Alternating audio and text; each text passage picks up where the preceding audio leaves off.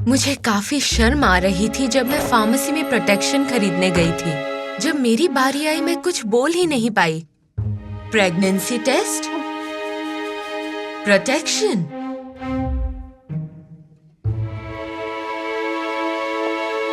Pharmacist ने मुझे कहा कि अगली बार तुम्हारे बॉयफ्रेंड को इसे लेने आना चाहिए। डियर, ये लेके आने की उसकी जिम्मेदारी है। ये बात उसे बता देना। सोलोमन इसके खिलाफ है, ये कहने की मेरी हिम्मत ही नहीं हुई।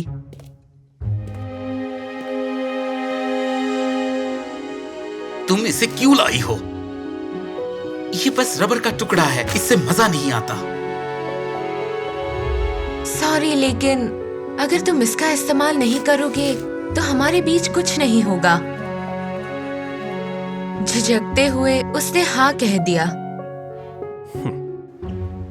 फिर जब मैं घर पर अकेली थी तब हमने वो किया जिसका हमने प्लान किया था। सच में बेबी, बहुत मजा आया। और तुम कह रहे थे कि प्रोटेक्शन से मजा नहीं आता। तभी उसने सच बोला कि वो प्रोटेक्शन कभी यूज नहीं करता। मैंने पूरी सावधानी से किया, चिंता मत करो। ये तुम्हारी पहली बारी थी, मेरी नहीं। मैं सोलोमन को नहीं देखना चाहती थी और दूसरी तरफ उसे कोई फर्क नहीं पड़ा और वो सोने की तैयारी में था। अभी मेरे घर से निकल जाओ, अभी। बेबी, क्या हुआ है तुम्हें?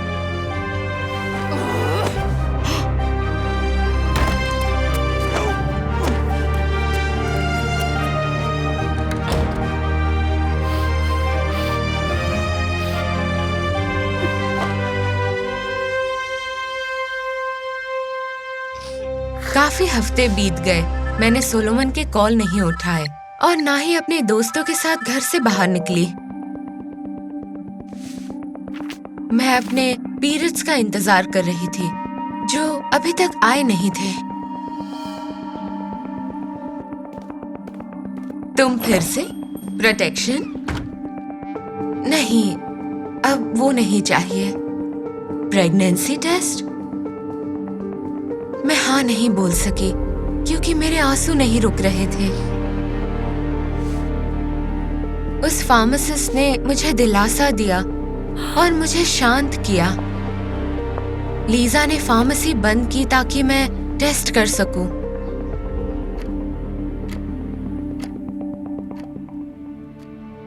चिंता मत करो, छोटी उम्र वाले लड़कों पे भरोसा किया जा सकता है, लेकिन सोलोमन का कोई भरोसा नहीं है।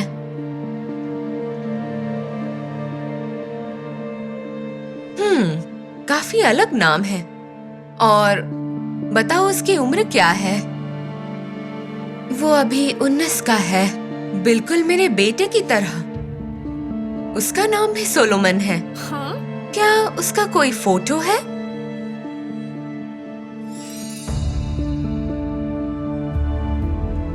लीसा के चेहरे का रंग उड़ गया जब उसने मेरे बॉयफ्रेंड को देखा। अब ये मत कहना ये तुम्हारा बेटा है। हाँ, और मैं उसे अकेले पाल रही हूँ। अब मैं अपने पोते को नहीं संभाल पाऊंगी। और उस सुबह जो भी हुआ मुझे काफी बुरा लगा। मुझे एहसास हुआ कि मैं मेरे पेरेंट्स को शर्मिंदा नहीं कर सकती और लीसा को भी।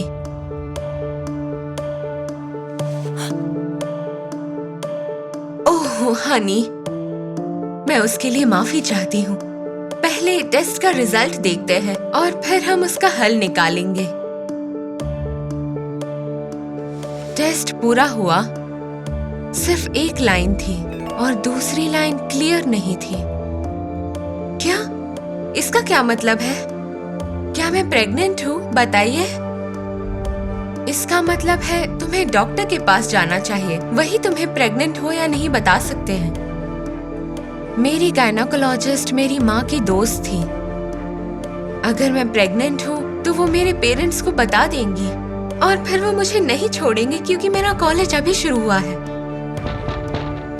फार्मेसी के बाहर कस्टमर्स की लाइन लगी हुई थी। लेकिन लीसा ने मुझसे वादा किया कि वो मेरे साथ डॉक्टर के पास आएंगी।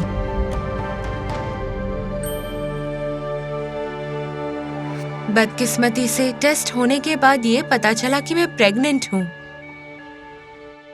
और कई हफ्तों के बाद मैं सोलोमन से मिलने के लिए तैयार हुई।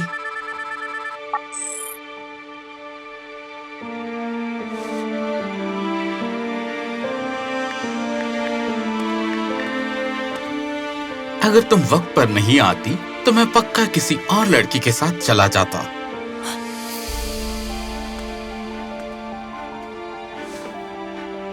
क्या तुम फिर से मजे करना चाहती हो हनी?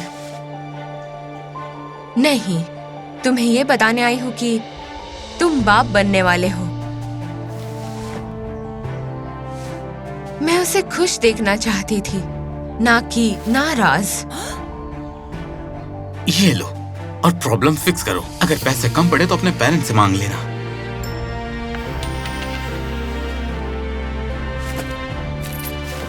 और हाँ, मेरा एक काम करो, मेरा नंबर डिलीट कर दो, ठीक है? यकीन नहीं होता, तुम बिल्कुल अपने पापा की तरह कर रहे हो।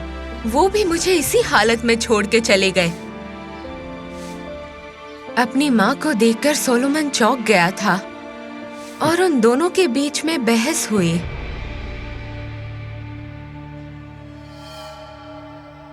घर पर मेरी माँ को पता चला कि मेरे साथ कुछ हुआ है।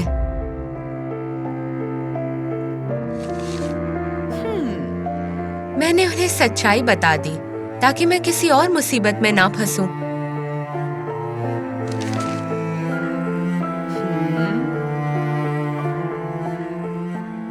अगली सुबह माँ और पापा ने अपना फैसला बताया।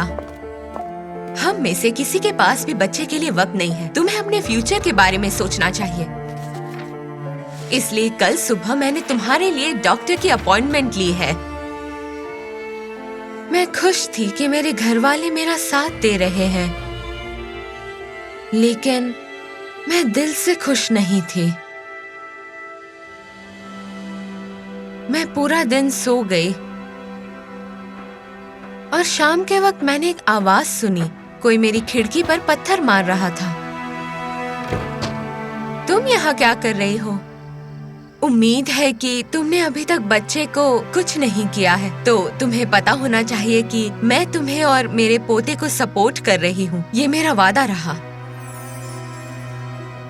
लीजा ने कहा कि उसने अपने बॉस को मना लिया है तुम्हें नाइट शिफ्ट में काम करने के लिए, ताकि मुझे कॉलेज ना छोड़ना पड़े। बेटा, ऐसा पाप मत करो। प्रेग्नेंट होने के बाद पहली बार उनकी बात सुनकर अच्छा लगा।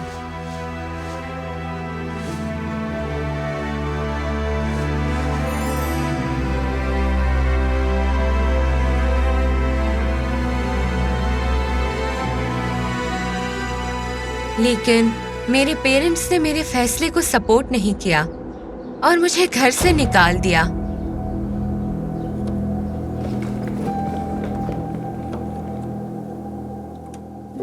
तब मुझे लीजा ने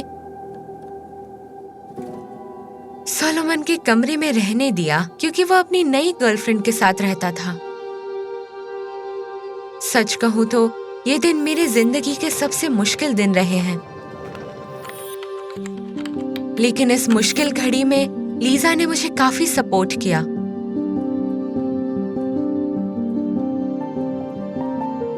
और उसी के वजह से मैं एक अटॉर्नी लॉयर बन पाई। अब मेरे पास दुनिया का सबसे अच्छा बेटा है, जिसे लीजा और मैं संभाल रहे थे ताकि उसे अपने पापा की कमी महसूस ना हो। और आखिर में सोलोमन और मेरे पेरेंट्स ने मुझसे माफी मांगी और मेरे बेटे को भी एक्सेप्ट कर लिया। लेकिन मैंने उन्हें मना कर दिया कि मेरे बेटे से न मिले, और मैंने उन्हें मेरी जिंदगी में वापस आने नहीं दिया। जबकि मैंने एक अच्छा सबक सीखा था। सिर्फ खून के रिश्तों से परिवार नहीं बनता। परिवार वो होता है जो मुश्किल समय में भी आपका साथ ना छोड़े।